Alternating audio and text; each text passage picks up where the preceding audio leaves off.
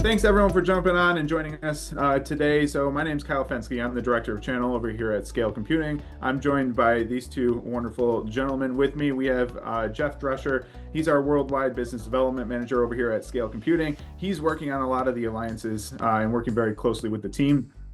So Jeff, thanks for joining us here. But the main attendee of the show is Chris Laffey here. So Chris, thank you very much. Chris is the senior product strategist over at Lenovo. And one of the main things main reason that we're all here today is really around this SE100 platform. So we're going to turn it over to Chris here in a second, but just a couple housekeeping items. If you have questions at all during the presentation, feel free to jump down and put them into the Q&A section. And Jeff and I will be monitoring that. We'll be able to answer some things on the fly while Chris is presenting. And then at the end, anything that we don't answer, we'll make sure to talk to Chris about before we wrap up here. So with that being said, Chris, I'm going to just turn it over to you and let's talk a little bit more about what you got cooking at Lenovo. Sure. So thank you very much, Kyle, Jeff, team. Appreciate the opportunity to come here and present today. Hopefully there'll be some friendlies on the in the attendees. I've been dealing with channel for a long time and tend to run into friends everywhere. That said, one of the things that we've been focused on here at Lenovo for a number of years has been driving the compute evolution out to the edge and really meeting our customers where they live, thinking about edge specifically, not only as a place where data is created, but also as a location. And with that said, we need to make sure that things like form factor, power, all of the things that our customers are looking for to make sure they're managing their edge state is controlled and is built directly into our products. One of the things that I like to do with Scale is to really kick things off with a little bit of history and some of the reasons why we've been pulling together and stitching things together the way that we have. Scale and Lenovo have actually been partners for 10 years plus and have been working together both from an OEM and from a direct go-to-market for all of that time. So we've had the opportunity to grow with Scale and to integrate Scale directly onto our product set for a number of years. And we've been very successful in stitching this together. One of the things that we've seen over time is that the need for edge compute and the needs at the edge are much different than they are in the data center itself. This isn't something where we can toss it in a 48U rack and have power, cooling, security, all of the things that we see inside of the data center, out at the edge. We need a different level of control, both from a deployment and management, lifecycle management perspective, but also we need to secure things differently. The form factors need to be different. We need to deploy anywhere and drive things in a bit of a different format than what we see in the data center. So what we're going to talk about today is the evolution that we're driving and how we're addressing our customers' needs at the edge itself. Now, when we think about the edge, and as one of my former bosses put it, pretty eloquently, is the only horizontal vertical. We know that things like oil and gas and retail, K through 12 and SLED, while they all have different workloads that they're looking to deliver and different business outcomes that they're looking to drive, the foundational hardware that we're going to put in these edge estates is going to be relatively similar. The performance envelope that they're looking to deliver and the even the AI applications that are now evolving out to the edge have a different look and feel than like I said in the data center, but there's a common set of requirements. What we want to do here at Lenovo is to design a foundational footprint for all of these edge applications, whether they're AI enabled, computer vision enabled or not, to live, function, and grow and thrive, at the edge itself. So when we're thinking about these things, we're thinking about those three core design tenets of performance, making sure that we have the ability to run the applications or to aggregate the cameras or whichever the case is, at the edge to do those immediate inferencing workloads. The second is power. We understand that if we don't have the 220 drops that we have inside of the data center, and we also don't have the differing power requirements that we see across the whole estate. These are traditional, hey, I want to plug it in like my toaster and make sure that it runs everywhere. But the third thing is also price. We also understand that when you start to distribute compute over thousands or tens of thousands of locations, price is a big point. When you're dealing with very small margin areas like retail, we want to make sure that we're delivering something that retail can handle. When we start to think about retail, there's been a very solid evolution that's gone on over the past 5 years in retail. It's funny because I spend a lot of time with QSRs, quick serve restaurants, and retailers, especially when we're talking about edge, and they always talk about store of the future. If you've been working retail for a while, you know what I'm talking about. They talk about things like the need for high availability and fault tolerance within their estate. But when you start to build these solutions out and you start to deliver these to your retail customers, and they look at the price of what store of the future is and what that means to them, a lot of times they go, "Whoa, we'll continue to do things the way that we're doing them now." And usually the first thing that drops off of that bill of materials is that high availability and fault tolerance. When we start to look at how retail is evolving and we start to look at the different estates within a retail environment, what I'm going to talk to you about here in a little bit is how we can distribute the compute not only to deliver it at a very low latency point. So if you're running an inferencing workload like loss prevention, for example, and you see somebody take something off the shelf and start to walk out the door, you need to have an immediate response. That inferencing needs to be able to deliver to you very quickly. So we want the compute to be in a very low latency spot, for example. However, we also want it to be distributed to the areas that we need to cover. So having a distributed cluster that still has high availability and fault tolerance while maintaining a controlled price point is very intriguing to a lot of retailers, and that's something that we've been looking to deliver. But this evolution, whether it's loss prevention or it's e-commerce, or we see a self-checkout, for example, they all do require evolved equipment and evolved gear. Now, one of the cool things about us here at Lenovo and what we've been doing for retail for a while is that we have a very solid ISV ecosystem that we've been working with and that we've been integrating onto our gear for a long period of time. So whether we're looking at customer analytics and the ability to track footfall traffic or line abandonment, or we are doing something like a loss prevention or something that is very computer vision oriented, we have ISVs that we've been working with that we can layer within these clusters to make sure that we're driving to the business outcomes that our customers are looking for. So as we build these clusters and as we understand what that business outcome that your customers are looking to deliver is, not only can we talk to them about the hardware and the platforms that we're delivering on, but we can also talk to them about the ISVs that we've integrated through our AI Innovators program and what we've been doing to assist them in getting to market with their customers and really bring a whole picture in a whole package together that can simplify not only the conversations that you need to have, but also can simplify deployment and drive quicker outcomes and faster path to success and profitability. And that's something also that a lot of customers are interested in talking about and interested in delivering. So what we're going to spend some time on today is the new SE100 server. So the SE100 server is relatively new. It's been out for a month and a half or so, but it is a hybrid AI server. What do I mean by hybrid AI server?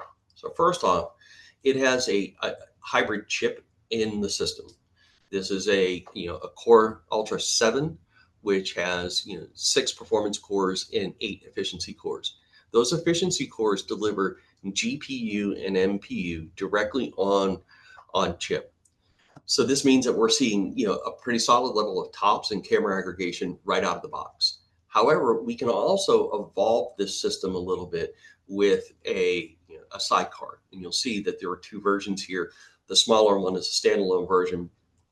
The slightly larger one has a sidecar, which can either be a GPU or, some 10 gig copper, or we're working on an IO card to do SCADA and CAN bus, Modbus, all of the things that are required within an OT environment as well.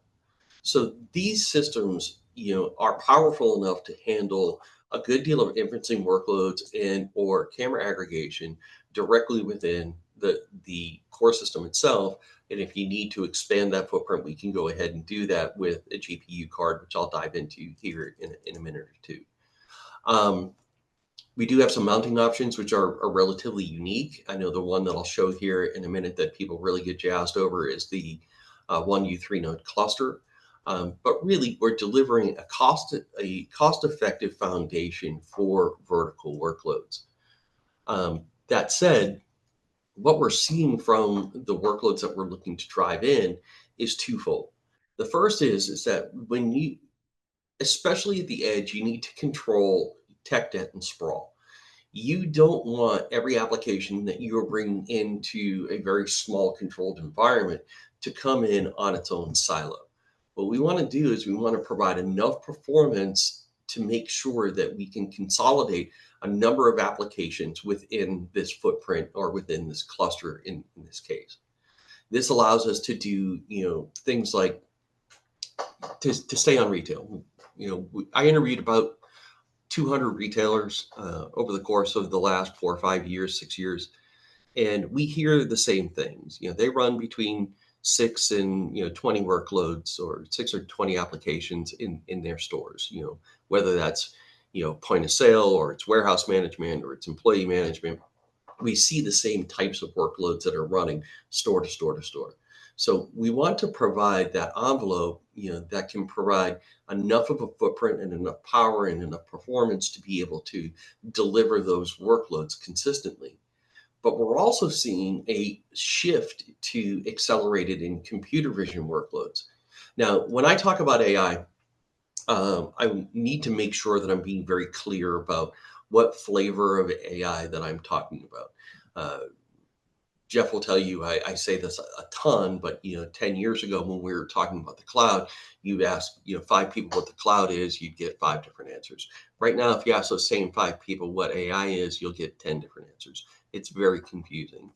I am not talking about large language models or structured language models at the edge at this point, nor am I talking about agentic AI. What I'm talking about is predictive and responsive AI, which is the inferencing workloads that need to be delivered.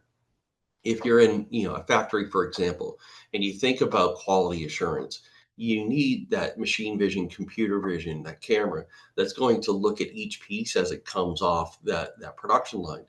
And you need to be able to identify an inference in the immediate, hey, that label is crooked. But AI is circular. It starts with data collection. As we starting to look and we see a crooked label, we need to capture that, and we need to send that data back to DevOps, whether it's in the data center or in the cloud, for that long-term learning and that model training and that model rebuilding. Once that model has been trained and built or modified, we need to orchestrate that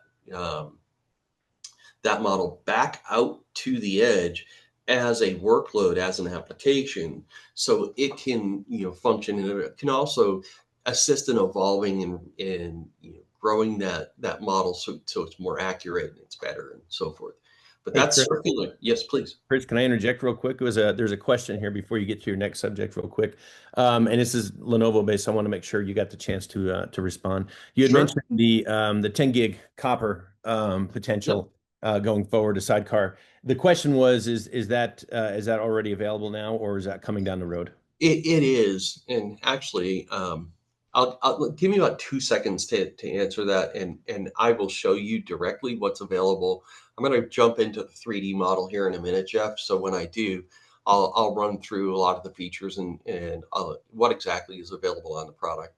But thank you for identifying. I'll make sure I dive into Perfect. that here in about 2 moments. But yes, it is available. So as we interact with the data, we need to make 3 decisions on it. Is it something that I need to respond to now? Is it something that I need for the long-term learning, that model retraining and model building that we were talking about, or is it noise? So we need to make those decisions and make sure that we're utilizing the data to, to continue to evolve and to respin what it is that we're doing at the edge itself.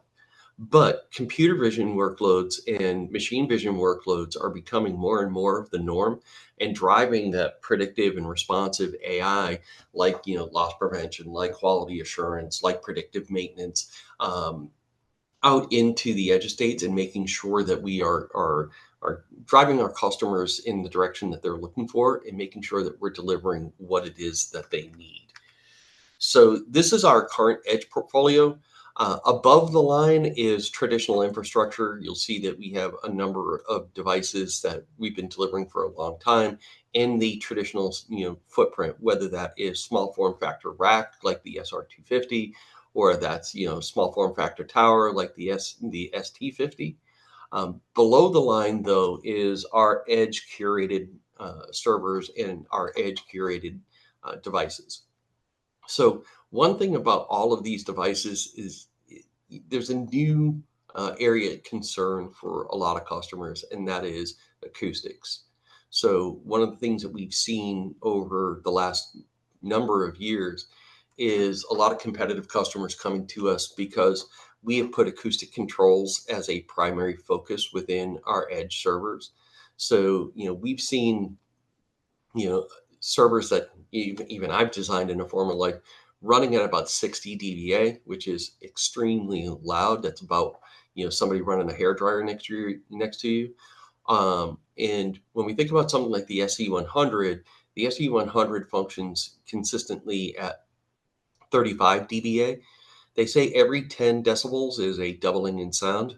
So that is exponentially reduced over what we're seeing from some edge servers. There are edge servers that you turn on, and I'm sure you guys have experienced them, that it sounds like a 747 taking off next to your head.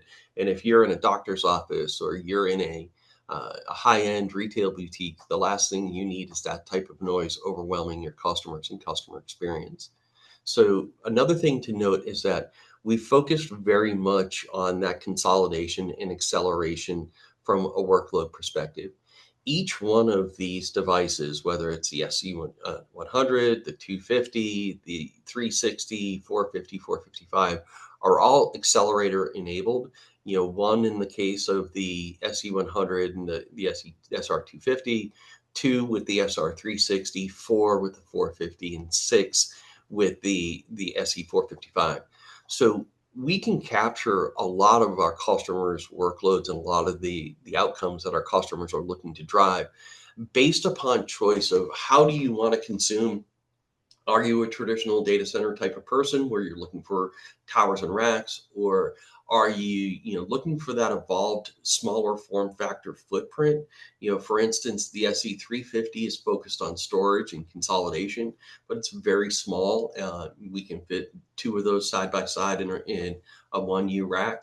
Or are you looking for the power to be able to drive things like digital twin and model retraining model training on-prem?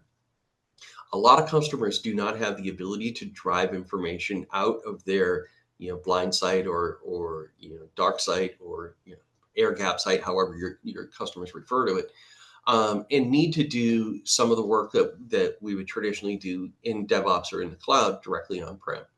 So if somebody's looking to do that model retraining, the SE450 and 455 both have not only the processing power with the 455 going up to 64 cores, but also with RAM, half a terabyte for the 455, up to a terabyte for the 450, and then the GPU accelerators and storage. So we want to give our customers a range of choice based upon what the size of their workloads are, what the business outcomes they're looking to drive, and also get small enough to reach into any corner case or any corner area within their environment. So that said, when we talk about the on-demand platform, which is what I am responsible for here at Lenovo, we have a few different servers that we can choose from. You know, at the edge, once again, is the SE100, which I'll dive into here a little bit more in a moment. But our traditional servers, the SR630 and the SR650, both V3. I think we have V4 servers that are coming pretty quickly as well. And they, once again, will range enough to get us either to, the edge use cases and edge utilization, to core or to data center workloads based upon, once again, what your customer is looking to accomplish, where they're going to be placing these and how they're going to be operating. And then finally, what their choice is for consumption, size, so forth. But when we talk about the applications that we're looking to drive now at the edge, we've really designed the SE100 for these vertical workloads. And there's a couple of different, verticals that we could have put on here as well. SLED, K through 12, finance, entertainment. The vertical opportunities at the edge are basically endless. But these were really, the workloads that customers have been asking us for and asking us to deliver for consistently at the edge over the last number of years. Excuse me. Thank you. So you'll see, for instance, we were just talking about manufacturing. There is an evolution that's occurring within the manufacturing space. They call it the IT and OT convergence. What it really is that as the workloads that we're looking to serve on the factory floor evolve, and because it's not just guys walking around with clipboards that are looking at screens on industrial PCs to see what the performance of the system is. Now we're collecting that information and sending it to a historian so we can look long term at how things are operating. We're starting to do things like predictive maintenance with cameras, safety, which is a major point of concern inside of a lot of these factories. So to do this, you need cameras, you need GPUs, you need evolved gear. So that OT and IT convergence really is the evolution of the OT space into requiring more enterprise class gear. So, not only describing this and working with the appropriate people, because now we're not talking about the CTO or the CIO or your infrastructure manager. We're talking to production line managers. We're talking to factory floor managers and the people that are making the decisions for the production the production floor. So it's a different conversation with different people, and both the devices and what we're bringing to bear from an evolved workload and evolved footprint perspective really does lean into those newer applications and those newer delivery models. So all that said, instead of diving into the key features here, what I'd like to do is to dive in this way. That transitioned okay? Jeff, you can see the screen? Yeah, we can see you. Awesome. So this is the SE100. This is the front of it. You can see this your console cable where you plug in your blue ribbon to get things started. But there are a number of things to note. First, it's powered by USB-C. You'll also see that there are screw holes here for you to lock down. They can be powered either front or back, depending on what the orientation of the system is and how people are looking to deliver it. A couple of cool kind of evolutionary things. The first is that as you look at the system, you'll see that the system is fully sealed. So IP50 and grease and dust ratings come in directly because there is no internal fan, but we still need to cool it.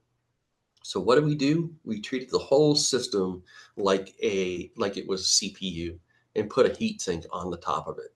See, these fins here are cut in to make sure that airflow will continue to move even if you put something on top of it. But you'll see that we've put blowers on top of the system instead of micro fans in the system. I was talking a minute ago about acoustics and about sound.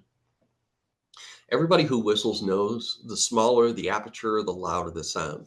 when we're dealing with really tiny micro fans that are, spinning at a tremendous rate of RPMs, they're going to be very, very loud and very whiny.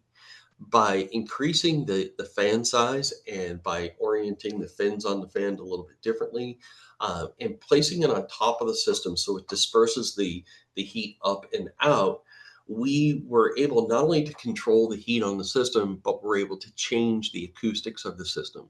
So once again, it brings it down to about 35 dBA on a consistent operating basis.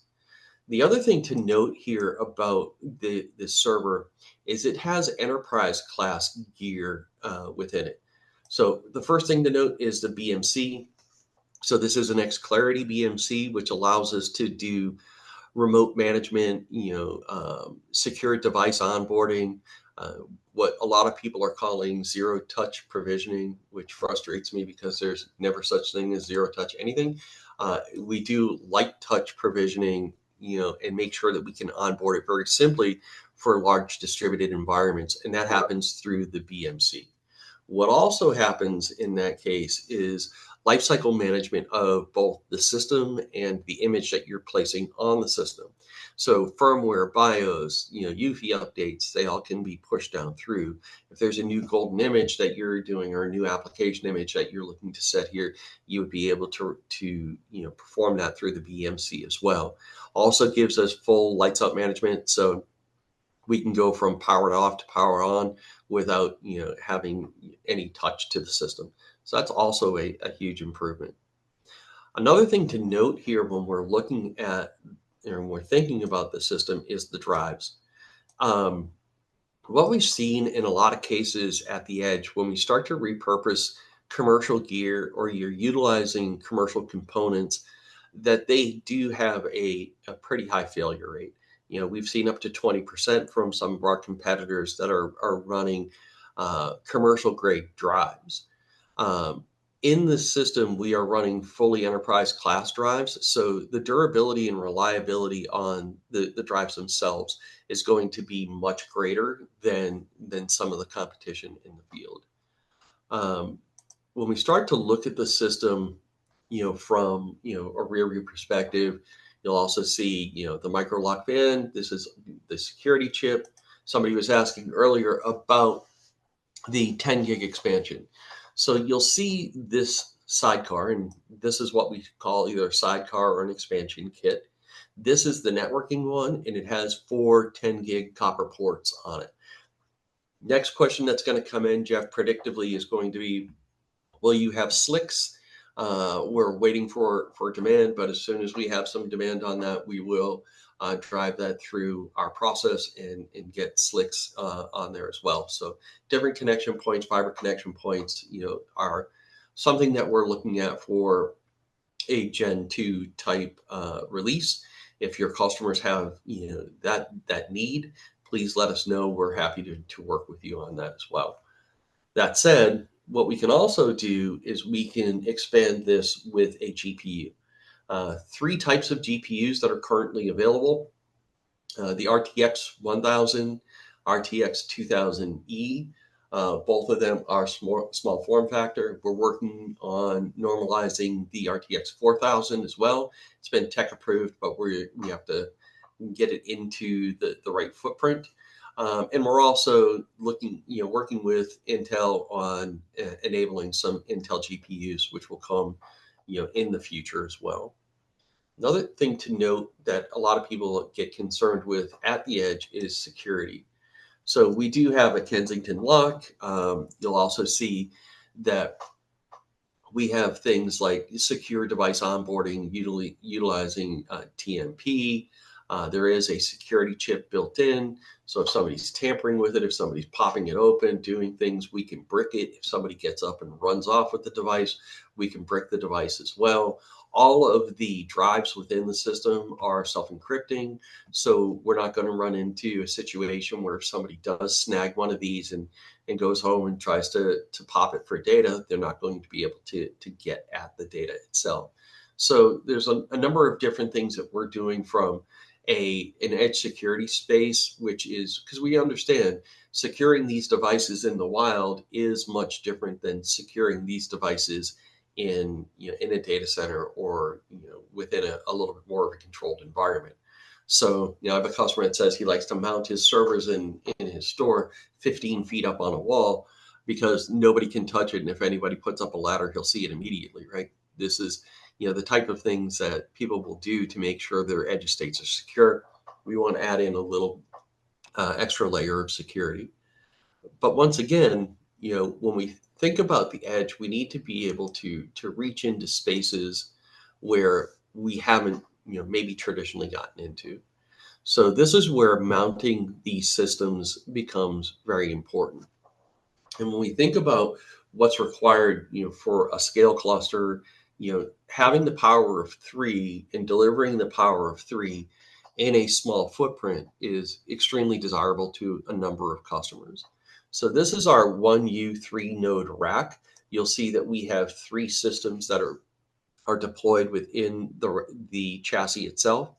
Couple of things to note when we look at this. The first is that the fans, the blowers on the system are removable, and we pop them off so they fit within that 1U chassis.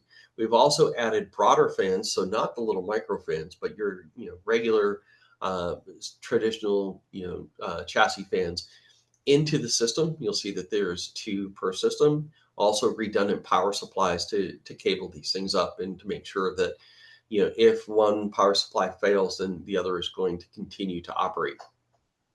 So this allows us to deliver that fault tolerant and highly available environment in a single cluster footprint in literally the smallest delivery area possible. This also allows us to bring that step-in cost when we think of traditional hyperconverged. If you're looking at either a 2-node plus a witness, or you're looking at a 3-node infrastructure like this, you're traditionally looking somewhere between $28,000 and $35,000. It's our goal to reduce that basically in half and get it to our customers in a consumable budget frame where they've asked us, hey, make it like a light bill. If you can get it to a controlled per store per month cost, that's really what we're looking for. And we initially started to target 18,000 for a 3-year CapEx purchase, which would be $500 per month per store. I think we're going to come in probably around sub 15,000 for these, and look for some promotions. We're going to be doing a sales campaign in play here starting on October 1st, which will get you some pretty solid discounting and packaging to make sure that we're kicking this off the right way and making sure it's getting to the customers that require it. That said, if a customer is looking to have the expansions, we do have a 1U 2-node that handles the expansion kits as well. Now, what's cool about this? In a 2U footprint, if I had 4 nodes in a 2U footprint with 4 RTX 4000s, let's say, aggregated, that's going to be about 400 tops, AI tops throughput per SE100. 4 of those, you're looking at 1,600 AI tops for the system. That's a lot of power for in a 2U footprint. And that's a lot of throughput that we can drive, cameras that we can aggregate, solutions that we can deliver from an ISV perspective in a very, very small, very functional footprint. All that said, I mentioned earlier that clusters don't always have to be side by side. We can distribute them throughout an environment and have them deliver a couple of different things. So if we were to wall mount this, for example, or we were to ceiling mount this, as an example, we could have one of these front of store handling point of sale, another one of these back of store handling supply chain, warehouse management, employee management. And we could have, another one of these mounted on the ceiling, at our high dollar value areas. But as long as they're on the same switch, as long as they are well connected to me has always meant a sub 10 millisecond round trip time between the systems. We would be able to cluster these and they would be able to function as, fault tolerant devices or failover devices for the applications that are running on the independent systems. This allows us to do a number of things that I think are pretty cool. The first thing is that we can mount it anywhere. If my guy who wants to mount it 15 feet up on the wall, can he can do that with this. You can put it on the ceiling with the ceiling mount. I could have, add back in the fault tolerance and the evolution that a lot of the retail customers are initially cutting out. And we're still delivering this in a very budget controlled format and a very budget controlled and budget friendly footprint. So talking about the options with your customers and delivering these servers right to where that low latency need is something that I consider to be pretty evolutionary in how we're doing things and what it is that we're offering here. So that said, I'm going to jump a few slides because we've already spoken to them. When we think about visualizing what we would configure and what we would see from Actually, Chris, can I interject real quick 1 second? Sure. Do you mind going back one slide? There was a question. I just saw that you come up. Yeah, there was a question somebody had asked about with the sidecars on and the 1U rack. It's now you can't fit 3, so it'd actually be 2. Yeah. So I just wanted to show you showing that picture. Somebody had asked a question on that, and I just wanted to make sure they saw that on the left side there. So you'll see that there is a size difference between them. The standard unit is 1.7 liters, so it's really tiny. So we can fit 3 side by side in a 1U rack. When we add the sidecar on, it's still sub 3 liters, but it does increase the size of a good amount. So we mount these side by side in a 1U2 node versus a 1U3 node. So we can get that power of 3 in a single U here, but we can get a good deal of power and a good deal of throughput in a 2U experience. It just, once again, it's going to depend on, first of all, the flavor of application and the number of cameras or the number of inferencing models that you're going to be running on them. But also it's going to be, based upon what that outcome is going to be and whether it's simply delivered in a 1U3 node or a 1U2 node. You'll also see that these VESA mounts, and somebody put DIN on there, it's VESA, expand like an accordion.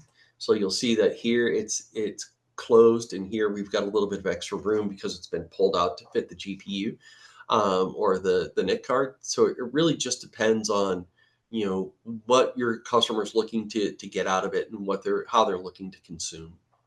And one more question for you. Sure. Too. The PCI interfaces, are they Gen 4, Gen 5? I'm going to need to look at that. I think they're Gen 5. But once again, I would have to take a look. Something I haven't been asked before. Thank you. Thank you. Appreciate it. So that said, when we think about how we would deploy, if we've got, 2 980 gigs, so a couple of terabytes worth of storage, these can be up to 1.94 terabytes. So, this was a smaller option. 1U3 node, obviously we have a couple of different mounting options here. We'd be running, fleet management is a massive piece for us to coordinate with xClarity and make sure that we are, providing all the functionality and all the remote control and centralized administration, automation, and orchestration that our customers are looking for. But when we think about what we would do from a cluster and a workload perspective, highly available, fault tolerant, remote management, low stepping cost, and I do see us getting somewhere between 16 and 32 applications per cluster. And the way I see that happening is when we think about 6 performance cores per system, that's 12 hyper threads, that's 24 vCPUs per node, along with the 64 gigs. We can carve that up pretty cleanly as well. But if we keep that control to, let's say 8 or 10 workloads per system. 16 to 32 applications in that footprint would be pretty comfortable. Of course, if we had a smaller number of applications, but we're dedicating more performance to those applications, we could flex that in there as well. But from a remote office standpoint, we'd be looking at security, their cameras, badging, core applications. Believe it or not, there are still a number of core applications that are running at people's remote offices that are still critical to them, whether that's employee management. Definitely, if you're in a medical office, you've got your EMR interface. A lot of times you've got an ERP interface. A lot of these have gone SaaS, but we still have to provide some footprint on-prem. File and print is still a big piece. Imaging and vision, being able to do computer vision on-prem. So there's a lot of different things that we can deliver from a workload and a utilization perspective. Once again, branch office, easy to deploy.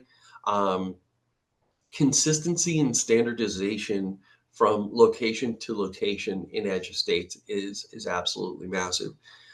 Probably the only thing that has remained consistent throughout my whole career, which is now 30 something years, is that the more that you standardize, the simpler it is to go from location to location to location, because you're dealing with the same set of parameters and the same set of gear at each time that you log in.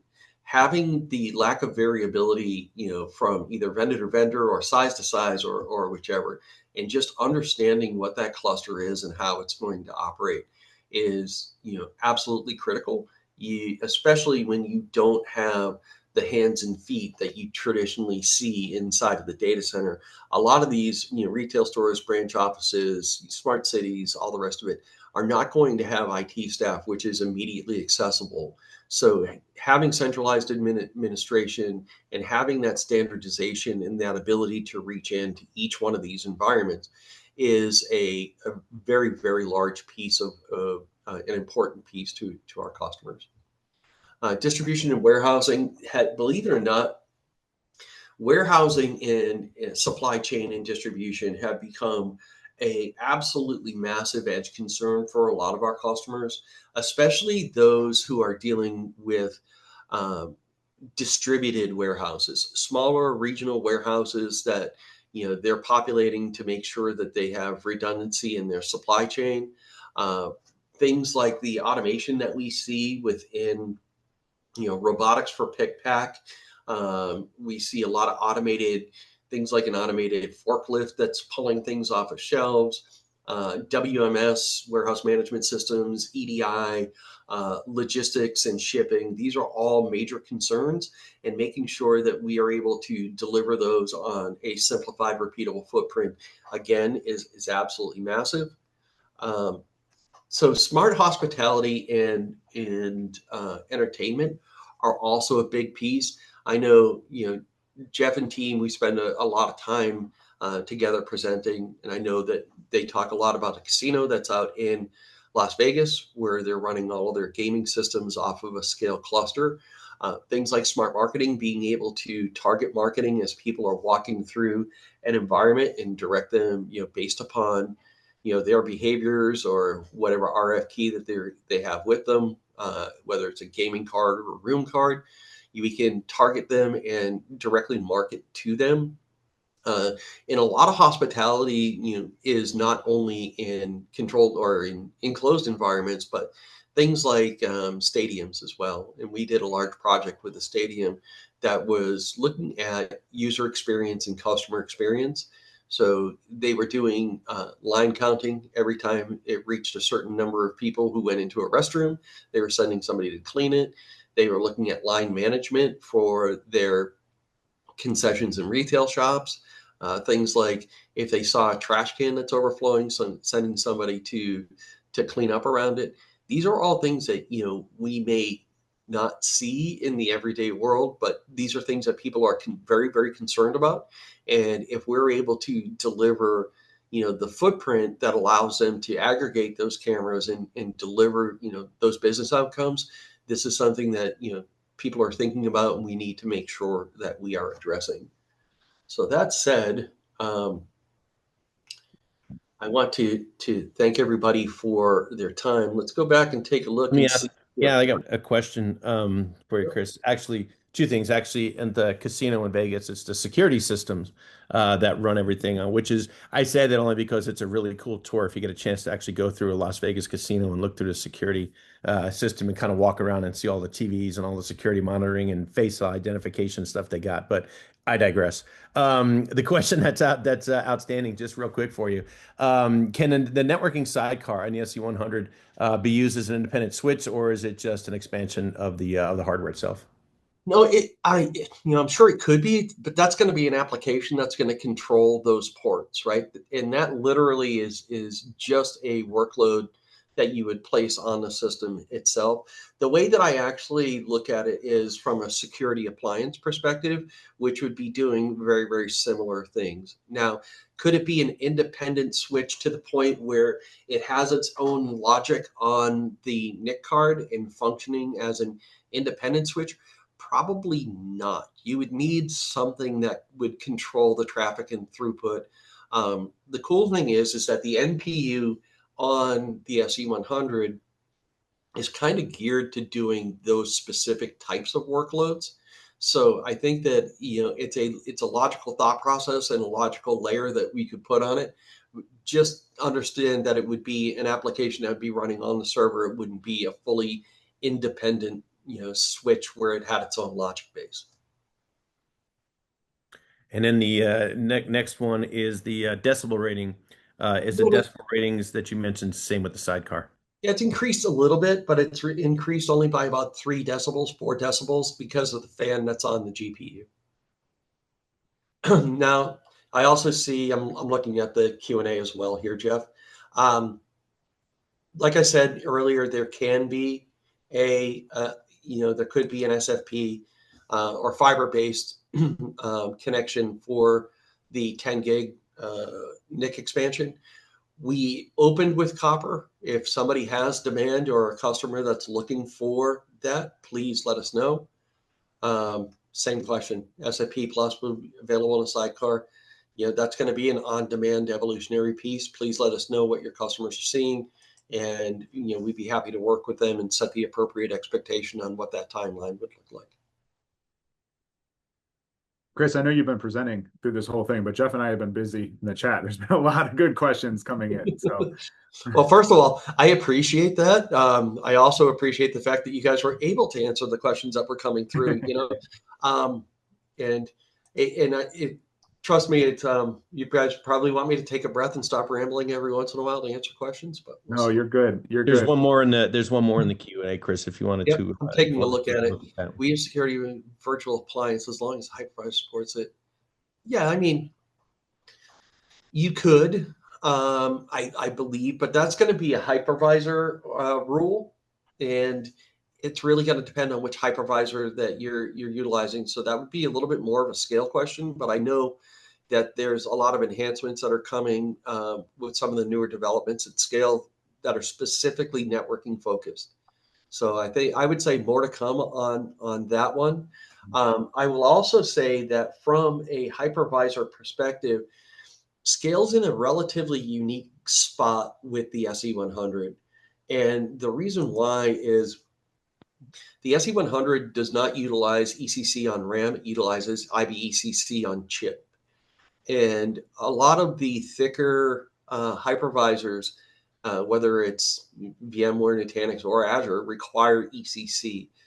To get to this small footprint from not only a hardware perspective, but from the hypervisor and the HCI layer and the software-defined layer, Scale has some relatively unique capabilities which allow them to function on this evolved gear. So, like I said, a unique spot.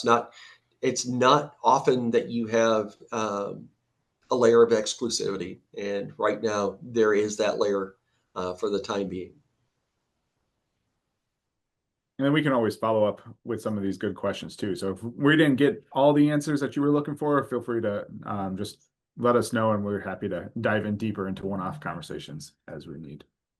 So I'll look through. Did any of them in the previous ones not get answered? no, I think we did a pretty I good think we got job. them all. Yep. Okay. And ironically, some of the questions were coming in right before you started talking about it in your presentation. So they answered themselves, which was So good. I don't know if that means that I was teeing things up well or what, but Exactly. it's But it's better than people going to sleep. So exactly. Well, it looks like they've slowed down. So I think we may have got everything here. So I'll wrap up real quick. Jeff, Chris, thank you very much for jumping on here. For everyone else on the call here, thank you for joining us today. There's a couple quick things to touch on. So as always, we're always wanting to incentivize you as our partners to really take this to market and help your downstream end customers. So when you get a chance, I'm not going to pull it up on the screen right now, but log into that partner portal. It's partners.scalecomputing.com. We have two great incentives going on right now to really spiff you as the partners to have those conversations with your customers and see, hey, is this the right fit? Hopefully, a lot of the stuff that Chris was presenting today opens up some new doors and some new opportunities that you can think a little bit differently as to the markets that you were originally scoping out and how you can bring both Scale Computing and Lenovo downstream to them as a whole. So two great things to take a look at. And then finally, if you do have questions, if things weren't answered on the call today, channel at scalecomputing.com. You can shoot a quick note over there. That hits me and my whole team. We'll be able to reach back out to you and address things. And then we can bring Chris into those conversations as needed as well. So Chris, any parting thoughts or concerns you want to add to the group here?